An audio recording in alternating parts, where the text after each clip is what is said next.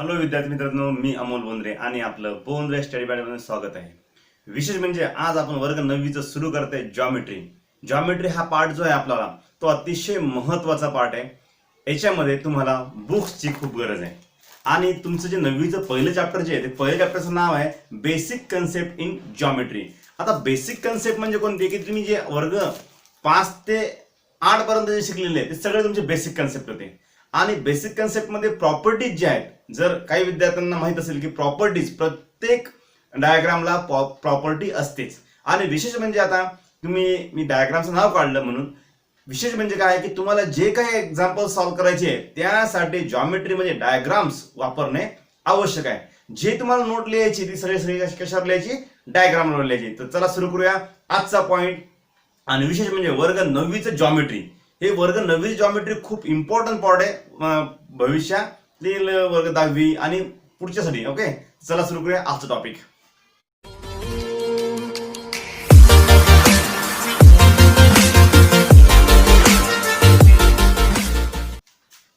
तुमच्या समोर मी 3 स्पेलिंग लिहिलेले. एक पहिलं स्पेलिंग आहे आपलं पॉइंट, लाईन अँड प्लेन. आता जर ओल्ड सिलेबस जर पाहिला तर या चॅप्टरचं नाव पॉइंट, लाईन आणि प्लेन असं दिलेलं होतं, परंतु न्यू सिलेबस मध्ये याचं नाव बदलून काय दिलं, बेसिक कन्सेप्ट. ओके, पॉइंट म्हणजे काय, तर तुम्हाला असं वाटत असेल की पॉइंट म्हणजे एकच असा पॉइंट दिलेला असेल. ओके, तर नाही, पॉइंटच्या प्रॉपर्टीज काय आपल्याला ती जाणून घ्यायचं आहे. विशेष म्हणजे की पॉइंट म्हणजे काय. आता पॉइंट म्हणजे you draw a dot dot point किंवा काय म्हणू डॉट डायग्राम किंवा काही सपोज एक कशाने केलं आपण, एखाद्या इन्स्ट्रुमेंटने केलं. इन्स्ट्रुमेंटने जर एखादा आपण डॉट असा प्रेझेंट केला, काय म्हणू आपण त्याला, डॉट प्रेझेंट केला कशानं, एनी इन्स्ट्रुमेंटनं, तर त्याला आपण काय म्हणतो, पॉइंट म्हणतो. आता पॉइंटची प्रॉपर्टी जर विचारली का, पॉइंटचे काही तुम्हाला रूल्स जर विचारले तर पॉइंट म्हणजे काय, आता how many lines can draw from a point. Okay, एका पॉइंट मधून किती लाईन जातात हे जर तुम्हाला विचारलं, ती म्हणजेच त्याचा काय होणार, प्रॉपर्टी झाली. दुसरी म्हणजेच काय की एका, मी तुम्हाला सांगत नाही सध्याच. ओके, तर 2 पॉइंट मधून किती लाईन जातात हे सुद्धा याची प्रॉपर्टी आहे. 3 पॉइंट मधून किती लाईन जातात हे सुद्धा याची प्रॉपर्टी आहे. 4 पॉइंट मधून किती लाईन जातात ही सुद्धा याची प्रॉपर्टी आहे. 5 पॉइंट मधून किती लाईन जातात ही पण याची प्रॉपर्टी आहे.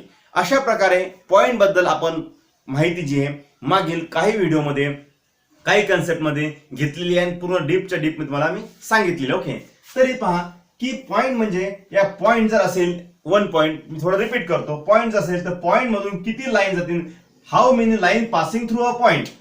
तर आपण काय म्हणू, infinite number of lines passing through a point, एका पॉइंट मधून अनंत रेषा जातात. आणि जर तुम्हाला म्हटलं की how many line passing through 2 distinct point, 2 distinct point असं त्याला शब्द वापरतात. 2 डिस्टिंक्ट पॉइंट म्हणजे तर किती, तर only 1 line can passing through 2 distinct point, अशा प्रकारे आपण त्याला म्हणू शकतो. जर म्हटलं की 3 पॉइंट मधून किती लाईन जातात, तर व्हेरी सिंपल 1, 2 आणि 3 lines can be passing through 3 distinct point.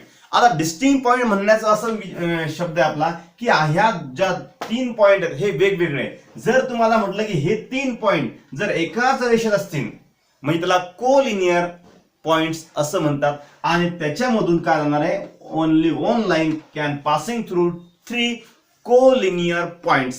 हे सुद्धा महत्वाचा पॉइंट आहे. आता ही याच्याबद्दल आपण माहिती घेतली.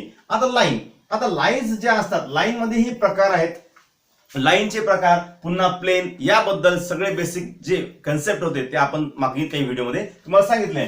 प्लेन, आता बऱ्याचशा विद्यार्थ्यांना प्लेन लाईन, लाईन म्हणजेच काय नाव, हे लाईनचा प्रकार झाला. आपण थोडंसं लाईन मध्ये तुम्हाला मी रिपीट करतो. लाईन, आता लाईन मध्ये बी जर मी 2 लाईन काढल्या तर काय झाल्यात, पॅरलल. समजा मी ह्या लाईन जर अशी काढली तर इंटरसेक्टिंग लाईन झाली. सपोज मी ही लाईन जर अशा प्रकारे काढली तर परपेंडिक्युलर लाईन झाली. अशा प्रकारे लाईनचे काय होतात, स्वरूप बदलतात. आणि समजा प्लेन, प्लेन म्हणजेच काय पहा, याला म्हणतात प्लेन. प्लेन म्हणजे प्रतल, तुमचा बोर्ड जो आहे तो प्लेन आहे. ओके, प्लेन बद्दल जर विचारायचं म्हटलं तर काय असतं, तर प्लेन आणि पॉइंट जर विचार केला, प्लेन आणि पॉइंट हे कुठे राहणार आहे, प्लेन आणि पॉइंट हा एकाच प्लेन मध्ये पॉइंट राहतो. ओके, समजा दोन प्लेन जर एकमेकांना भेटलेत, दोन प्लेन तुम्ही तुमचे बुक्स आहेत ते बुक्स जर तुम्ही एकमेकांना अटॅच केले तर त्याच्या दोन प्लेनला तुम्ही जर ज्याप्रमाणे आपण लाईनला इंटरसेक्ट करतो ना, हे प्रॉपर्टी खूप महत्वाची आहे, ज्याप्रमाणे आपण लाईनला इंटरसेक्ट करतो तर त्या लाईनच्या इंटरसेक्शन पॉईंट किती असतो, ओनली वन, एकाच ठिकाणी एकाच पॉईंट मध्ये त्या दोन इंटरसेक्ट होतात. परंतु दोन प्लेन जर आपण एकमेकांना इंटरसेक्ट केले तर ते एका लाईन मध्ये होतं. हा सुद्धा एक रूल आहे. तुम्हाला जर म्हटलं की हा जो पॉईंट आहे हा पॉईंट एका या प्लेन मध्ये आहे का नाहीये, तर तुम्ही म्हणसाल हो आहे. जर तुम्हाला म्हटलं की ही लाईन जी आहे ही लाईन या प्लेन मध्ये आहे का नाहीये, तर काही जण म्हणतील हो, काही जण म्हणतील नाही. दोघांची उत्तरं बरोबर आहे. कारण काय की लाईन जी आहे तर आपल्या समोर सुद्धा एक प्लेन असतो, म्हणजे दोन प्लेन मधून एक लाईन जाते. ओके. परंतु जर तुम्हाला म्हटलं की एक लाईन आणि एक पॉइंट, एक लाईन ह्या प्लेन मधून न जाता एक पॉइंट मधून जाते, जर आपण असं जर म्हटलं तर सरळ गोष्ट आहे, आपण त्या लाईनला असं इंटरसेक्ट करू पाहू. ओके. अशा प्रकारे हे जॉमेट्रीचा पहिला पॉइंट आहे. अनेक पॉइंट्स आहेत तुमच्या, कदाचित मी तुमच्या व्हिडिओवर तुम्ही पाहत असाल की ते सगळे पॉइंट तुमच्यासाठी खूप महत्वाचे. ओके. तर चला सुरू करूया आजचा पॉइंट. आणि त्यामुळे तुम्हाला सगळ्यात पहिले महत्वाचं काय माहित पाहिजे की एका पॉइंट मधून किती लाईन जातात, दोन पॉइंट मधून किती जातात, तीन पॉइंट मधून किती जातात, आणि सगळं मी तुम्हाला आता बोललेलंच आहे. ओके. ठीक आहे. तर चला सुरू करूया आपल्या 9वीचा पॉइंट, तो म्हणजे कोलिनियरचाच प्रकार आहे. ओके. पहा विद्यार्थ्यांनो, तुमच्यासाठी ही जी डायग्राम आहे ही काही नवीन नाही, जुनीच आहे. ओके. तर याच्यामध्ये जे आपल्याला खाली दिलेले आहेत ते आपले सगळेचे सगळे काय आहे, कोऑर्डिनेट्स आहेत. पहा लक्षात आहे शब्दाकडे.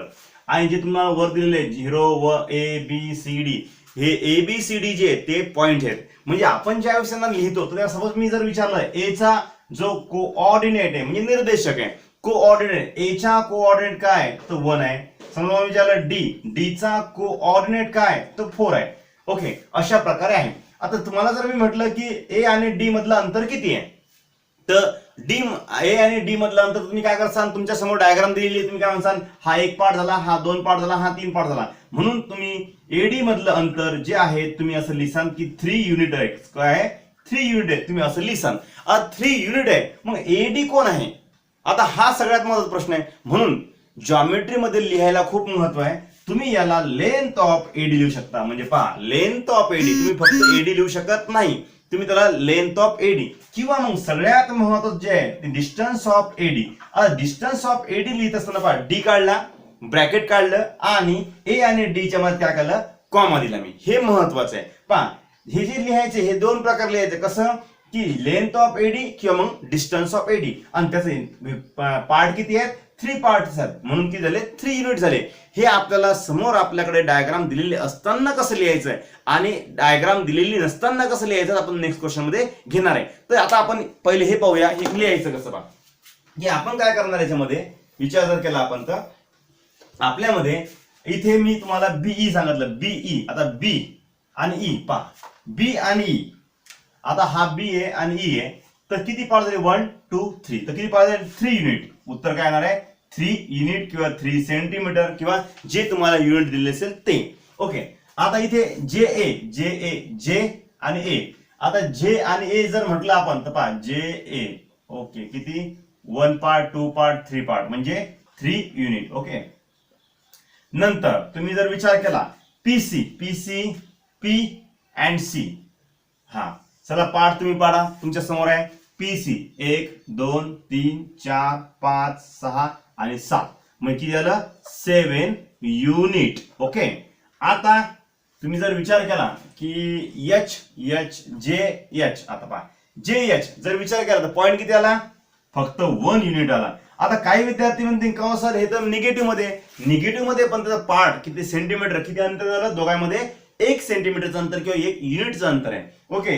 के ओ. आता के ओ मध्ये जर विचार केला तर काय होणार आहे, 1 2 3, किती युनिट आहे, 3 युनिट्स आहे. इकडे आणि इकडे ओ आहे. ओके. आता 1 पार्ट 2 पार्ट 3 पार्ट 4 पार्ट आणि 5 पार्ट, म्हणजे काय झालं की 5 पार्ट झाले. म्हणजे हे होते 1 केओ 3 युनिट आणि ईओ 5 युनिट. अशा प्रकारे तुम्ही याचा आन्सर लिहिलं. आणि बाकीचे तुम्ही एक्स्ट्रा एक्झाम्पल लिहू शकता. तुम्हाला हा पार्ट कळला असेल कसा लिहायचा म्हणून. परंतु हा एवढा इझी नाहीये. ज्यावेळेस आपल्याला अननोन असतो, आपला डायग्राम दिली नसते, त्यावेळेस कसं लिहायचं पहा. ओके, चला पाहूया. विदाउट डायग्राम ओळखायचं कसं की या दोघांमधलं डिस्टन्स काय. आपण काय शिकत आहे, डिस्टन्स बिटवीन टू पॉइंट्स. आपला पॉइंट आहे distance between two point. Okay, ह्या क्वेश्चन मध्ये तुम्हाला फाइंड करायचं आहे, फाइंड डिस्टन्स ऑफ AB. आणि लाईन तर दिलेलीच नाही, लाईन दिलेली नाही, बरोबर आहे. मग लाईन न दिलेली असताना तुम्हाला माहिती आहे की आपल्याला ए चा जो ए इज एक्स आणि बी इज वाय. याचा अर्थ काय की आपल्याला एक सपोज मी तुम्हाला समजण्यासाठी एक लाईन आहे, त्याच्यावर कुठेतरी ए पॉइंट आहे आणि बी पॉइंट आहे. परंतु हे ए आणि बी पॉइंट आहे. सपोजिशन मध्ये असं आलं की या ए चा पॉइंट जो आहे, ए चा ए ला एक्स मानलेला आहे आणि बी ला वाय मानलेलं आहे. आणि यांच्या व्हॅल्यू काय होणार, वारंवार काय होणार आहे, बदलणार आहे. सपोज मी याची व्हॅल्यू समजा 5 केली, याची व्हॅल्यू 7 केली, तर मग यांच्यामध्ये किती अंतर आहे, 2 युनिटचं अंतर आहे. पण तुम्हाला जर मला याची व्हॅल्यू मी -5 केली आणि याची व्हॅल्यू मी 7 केली, तर मग अशा वेळेस तुम्हाला अडचण येते, बरोबर आहे. मग तुम्ही काय करसाल, -5 -4 -3 -2 -1 0 1 2 3 4 असं करत करत करत तुम्ही काय करसाल, नंबर लाईन काढसाल आणि पूर्ण मोजसाल. 1 2 3 5 असे 5 असं मोजायचं नाही. आपण मी तुम्हाला त्यातला टेक्निक सांगणार, ट्रिक सांगणार आहे. पहा कशी की आपण काय करणार आहे की ज्या वेळेस आपलं हेडिंगच पहा, पहिले हेडिंग समजून घ्यायचं, डिस्टन्स ऑफ AB. तुम्हाला कळलं असेल की AB हे प्रत्येक क्वेश्चन साठी आपल्याला एबीच वापरायचं आहे या. ओके, तर इथे आपण लिहिणार आहे की आपल्याला माहिती आहे की x = 1 y = 7. म्हणजे तुम्हाला एक गोष्ट माहिती आहे की y हा मोठा आहे, कोणापेक्षा मोठा आहे, x पेक्षा. हे महत्वाचं आहे. फरक पहिले जर y हा मोठा x पेक्षा हे लिहायचंय आणि नंतर लिहायचंय की डिस्टन्स ऑफ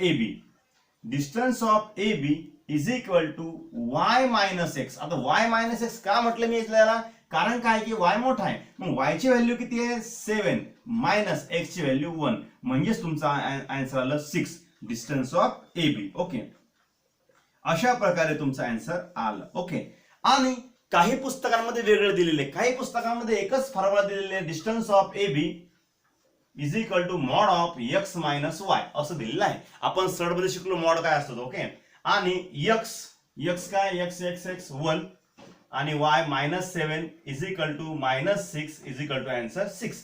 अशा प्रकारची सुद्धा तुम्हाला स्टेप दिलेली आहे काही बुक्स मध्ये, काही नोट्स मध्ये. ओके, परंतु हे वापरलं म्हणजे आपल्याला अतिशय सोपं होते. ओके, आता पाहूया हा क्वेश्चन.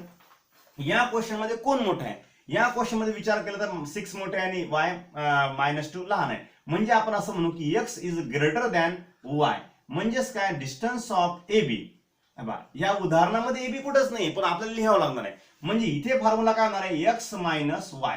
आता पहा, इथे फॉर्म्युला झाला आता y - x, तर का झाला तुम्हाला कळलं. आणि इथे फॉर्म्युला झाला x -y, तर तुम्हाला कळलं की x मोठा असल्यामुळे. म्हणजेच काय होणार आहे, x किती आहे, 6. आता इथे बऱ्याच विद्यार्थी स्टेप चुकणार आहे. 6 हा मायनस फॉर्म्युल्यातला आहे आणि -2 जो आहे ती आपली व्हॅल्यू आहे.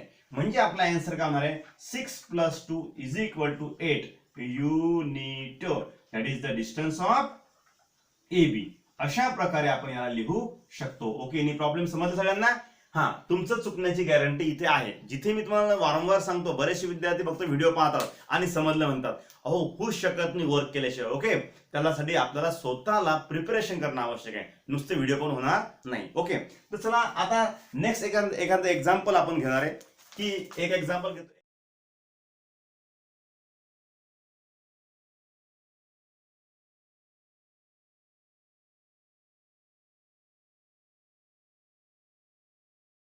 x ची व्हॅल्यू मी घेतो -3 आणि 7. सेम प्रोसेस, तसंच उदाहरण बिलकुल.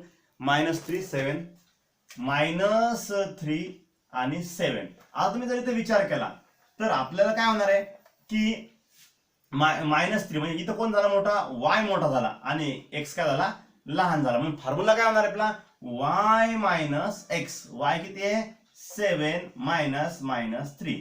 म्हणजे 7 + 3. आन्सर किती आला आपलं, 10 युनिट. ओके, बी केअरफुली आणि व्यवस्थित लिहा. ओके, आता इथे सुद्धा मी काय करतो, व्हॅल्यू चेंज करतो. ओके, इथे सपोज मी आता व्हॅल्यू जी आहे आपली -3 -6 घेतो. ओके, आता -3 -6. ओके, असे मी अशा प्रकारे मी लिहिलं.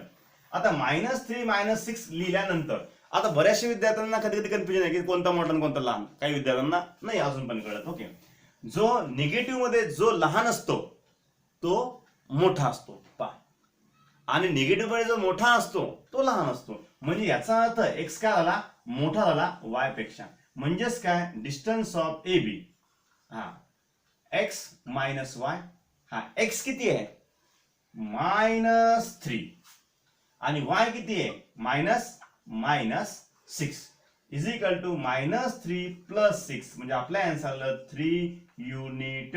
ओके, डिस्टन्स ऑफ ए बी.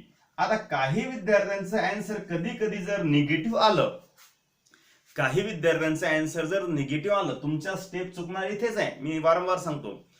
काही विद्यार्थ्यांचं आन्सर निगेटिव्ह आलं याचा अर्थ त्यांची स्टेप चुकल्या, आणि मॉड मधला फॉर्म्युला तुम्ही वापरू शकता तुम्हाला जर वापरायचा असेल. परंतु ही जी टेक्निक आहे ही टेक्निक सगळ्यात सोपी आहे. ओके, समजलं मग तुम्हाला. आता पाहूया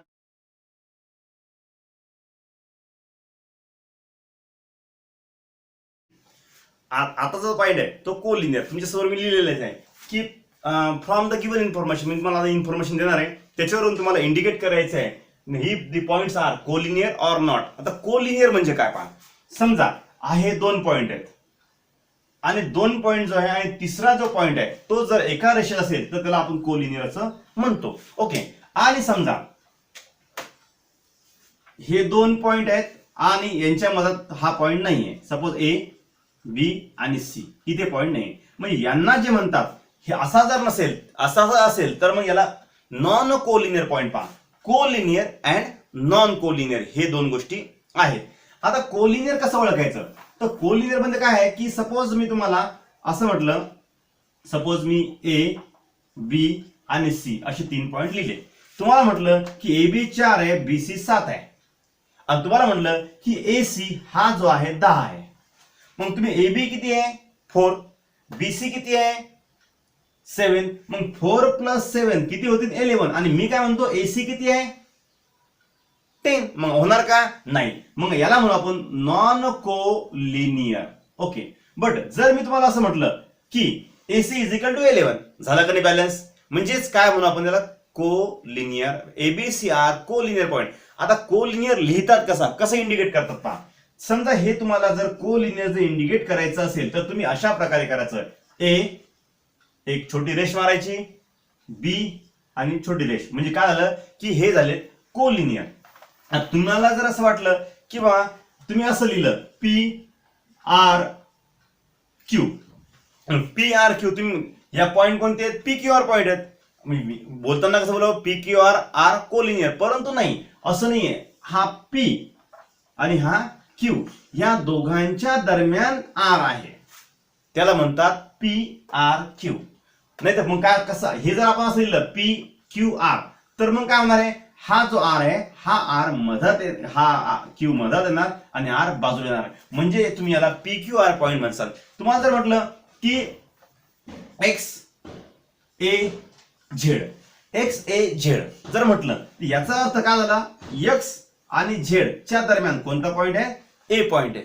मग याला कोलिनियर असं आपण लिहू शकतो. म्हणजे आपण हे जर साइन मध्ये लिहिलं तर आपल्याला समजतं की कोणता पॉइंट कोणत्या ठिकाणी आहे.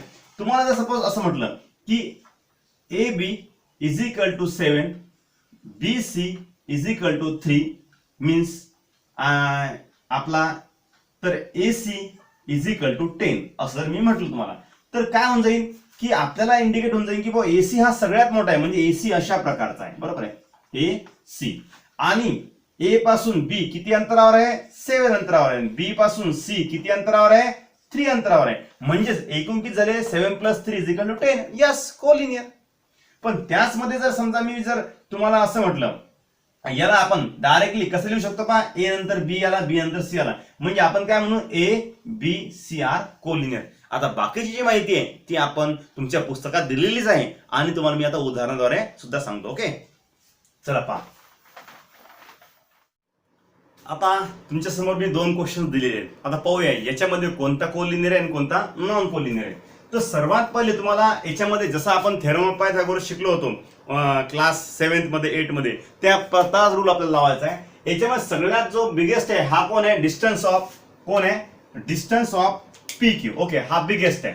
म्हणून आपण सोल्युशन मध्ये लिहू, solution distance of P Q is equal to 10. मग याला नंबर 1 देऊन देतो कारण की हा मोठा आहे. ओके, मग राहिले कोण दोघं जण, distance of P R plus distance of Q R is equal to 7 + 3 is equal to किती आलं, 10. आता जर तुम्ही विचार केला, हा याला नंबर 2 देतो मी. आता तुम्ही विचार केला की फ्रॉम 1 and 2 जर तुम्ही विचार केला तर तुम्हाला distance of P Q is equal to distance of P R plus distance of Q R. म्हणजे तुम्ही सगळ्यात महत्त्वाचं तुम्हाला हे लिहायचं आहे, हे इंडिकेट करायचं तुम्हाला की त्याला लिहायचं कसं. लास्ट लाईन खूप महत्त्वाची. मग याचा अर्थ काय झाला की हा पी क्यू जो आहे, सपोज हा पी आणि क्यू आहे, यांच्या मध्ये कोण आला, आर आला. हे तुम्हाला इंडिकेट करायचं आहे. मग इंडिकेट कसं करायचं पहा की point R is between point P and Q. आणि नंतर शेवटची पण लाईन लिहायची की the P R Q are collinear point. Your answer. Very simple. फक्त लिहायला खूप तुम्हाला काय करणार आहे, व्यवस्थितपणा दाखवणार. ओके, अशाच प्रकारे हा क्वेश्चन. ओके, आता याच्यामध्ये सगळ्यात मोठा कोण आहे, सोल्युशन बिगेस्ट कोण यांच्यामध्ये, तर distance of R S are biggest हा नंबर 1. आणि उरलेले कोण आहे आपल्याला, distance of S T plus distance of R T is equal to S plus 6 + 4 is equal to 10. मग विचार जर केला आपल्याला की हा नंबर 1 आहे आणि हा नंबर 2 आहे, व्यवस्थित लिहाय त्याला. हा म्हणजेच काय म्हणू, फ्रॉम 1 and 2 काय होणार, 1 and 2 फ्रॉम की distance of R S is not equal to distance of S T plus distance of R T is not equal. म्हणून देअरफॉर ज्याप्रमाणे आपण इथं लिहिलं होतं पी आर क्यू, आता इथं लिहायचं नाही, इथं लिहायचंय point R S T are non collinear point. आता काही विद्यार्थी म्हणतील का सर इथं आपण अशी मार्किंग केली चालेल का. पहा मी तुम्हाला सांगत आहे, अशी मार्किंग केली तर चालेल का, नाही. इथे अशी मार्किंग म्हणजेच इनडायरेक्टली आपल्याला दुसऱ्या भाषेत काय सांगायचंय की आर कोलिनियर, आपण पुढे काय लिहितो नॉन कोलिनियर. म्हणून इथं अशी मार्किंग करायची नाही, इथे तुम्ही काय द्यायचं एकमेकांना कॉमा द्यायचा. कळलं, R S T point R S T are non collinear point. आता पॉइंट याला आपण शॉर्टकट मध्ये पीटी असं लिहितो, म्हणजेच काय तर पॉइंट. बरं सर पीटी म्हणजे काय किंवा पॉइंट तर म्हणता पण तुम्ही पूर्ण स्पेलिंग लिहित नाही, पण आपण असं याला शॉर्टकट मध्ये लिहू शकतो. ओके, समजलं मग सगळ्यांना.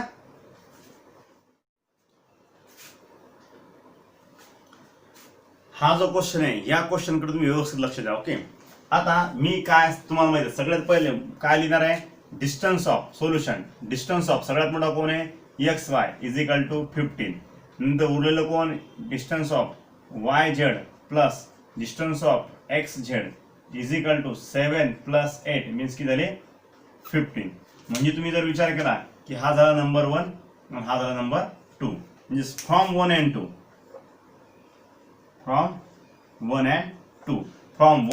तुम्ही काय करसान की distance of X Y is equal to distance of Y Z plus distance of X Z. म्हणजे याचा जर तुम्ही मिनिंग केला तर तुम्हाला डायग्रामॅटिक सांगतो. आता हा कोलिनियर आहे, हा कोण आहे, कोलिनियर इक्वल टू आला.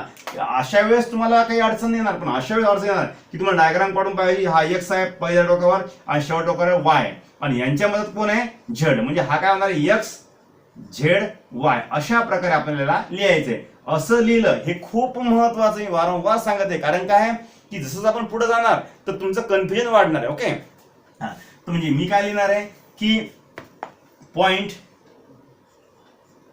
झेड इज बिटवीनला असं लिहितात ना, BT अशा प्रकारचे असं लिहितात. ओके, तर between the point Z is between the point X and Y, म्हणून the X Z Y, X dash Z dash Y are collinear. याला खूप महत्व आहे, मोस्ट इम्पॉर्टंट पॉइंट आहे. ओके, हा ओके मॅडम, समजलं सगळ्यांना. अशा प्रकारचा पॉइंट आपण आज शिकलो आणि अनेक प्रश्न आपल्याला याच्याचे घ्यायचे. ओके, ठीक आहे. मागे जे आपण शिकलो होतो तर त्याच्यामधलंच आपल्याला आता इथे काम पडणार आहे. मी तुम्हाला सांगितलं होतं की ह्या ज्या 3 लाईन्स आहेत, या 3 लाईन्सचं महत्व काय आज आपल्याला विशेष आहे. कारण का पहा, आपण काय लिहिणार सोल्युशन. आता सोल्युशन लिहिणार असताना मी तुम्हाला पहिले डायग्राम सांगतो की ए, बी आणि सी अशा प्रकारे ते आहेत, प्रेझेंट आहेत. कशावर आहे? लाईनवर आहे. आणि त्यापैकी आपल्याला बीसी माहित आहे 6.5 आणि एसी माहित आहे 11. तर आपल्याला काढायचं काय आहे? आपल्याला हे अंतर काढायचं आहे. म्हणजे हे डायग्राम आपल्याला समजलं. ओके, तर आता आपल्याला लिहायचं कसं हे महत्व. आपण मागच्या पॉइंट मध्ये कसं लिहायचं हे शिकलो होतो कोलिनियर दाखवताना. आता याचं आन्सर कसं काढायचं हे शिकणार आहे. तर याच्यामध्ये सोल्युशन मध्ये तुम्ही काय म्हणसाल की ए, बी, सी आर कोलिनियर पॉइंट. पहा, जे मागील व्हिडिओमध्ये आपण लास्ट मध्ये लिहिलं होतं ते आपण इथे स्टार्टिंगलाच लिहायचं ही लाईन. ओके, मग याचा अर्थ काय झाला की सगळ्यात मोठा कोण आहे? एसी. म्हणून length of AC is equal to length of AB plus length of BC. हे कोण सांगितलं आपल्याला असं लिहायचं? म्हणून आपल्याला या सेंटेन्सने सांगितलं की तुम्ही असं लिहू शकता म्हणून. ओके, स्टार्टिंगलाच लिहू शकतो. आता यापैकी काय काय माहिती आहे आपल्याला? यापैकी एसी माहिती आहे 11, एबी माहित नाही आणि बीसी आहे 6.5. आता कॅल्क्युलेशन करणं आहे. 11 minus 6.5 is equal to length of AB. म्हणून length of AB is equal to आपला आन्सर किती? 5.5. बरोबर आहे का? 5.5 6.5. ओके, आता पहा 0 1 12 आला आन्सर. ओके, म्हणजे मॅथ जर करता 11 म्हणजे आपला आन्सर किती येणार आहे? 4.5. बरेचसे विद्यार्थी कॅल्क्युलेशन जे माझा दरवर्षीचा अनुभव आहे म्हणून तुम्हाला मी सांगितलं की 5.5 लिहा. तर बरेचसे विद्यार्थी इथे जे कॅल्क्युलेशन आहे, इथे कॅल्क्युलेशन पॉइंटचे सर्टचे कॅल्क्युलेशन विसरतात. ओके, तर चला पाहूया नेक्स्ट क्वेश्चन. ह्या दोन्ही एक्झाम्पल मध्ये कॅल्क्युलेशन जरा वेगळे. ओके, तर पहा मी सोल्युशन लिहितो. सोल्युशन, आणि तुम्हाला माहिती आहे आपली पहिली स्टेप काय लिहायची? RST. म्हणजे इथे आर आहे, इथे एस आहे आणि इथे टी आहे. ओके, म्हणजे मी काय लिहिणार आहे? RST are collinear point. Okay, म्हणजेच काय होणार आहे? सगळ्यात मोठा कोण आहे? मग हा आर आणि टी, म्हणजे हा सगळ्यात मोठा झाला. म्हणजे आपण काय लिहू? Length of R T. हा कोणापासून बनलेला आहे? RS. Length of RS plus length of ST. म्हणजे हा पूर्ण किती आहे? RS RT तर काढायचं आपल्याला. RS किती आहे? RS 2.5 आणि ST 3.7. ओके, म्हणजेच या दोघांचं जर कॅल्क्युलेशन केलं तर 2.5 3.7 5 प्लस 7 12 1 6.2 म्हणजे 6.2 युनिट एवढा आपला आन्सर आलं. कोणाचा आलाय? RT. Okay, that is the answer. Same process इकडे सुद्धा आपल्याला तसंच लिहायचं आहे की solution X Y Z are collinear point. म्हणून तुम्हाला माहिती आहे X Y Z म्हणजे सगळ्यात मोठा कोण आला? XZ. म्हणून length of XZ is equal to length of XY plus length of YZ. मग यापैकी आपल्याला माहित काय आहे? XZ किती आहे?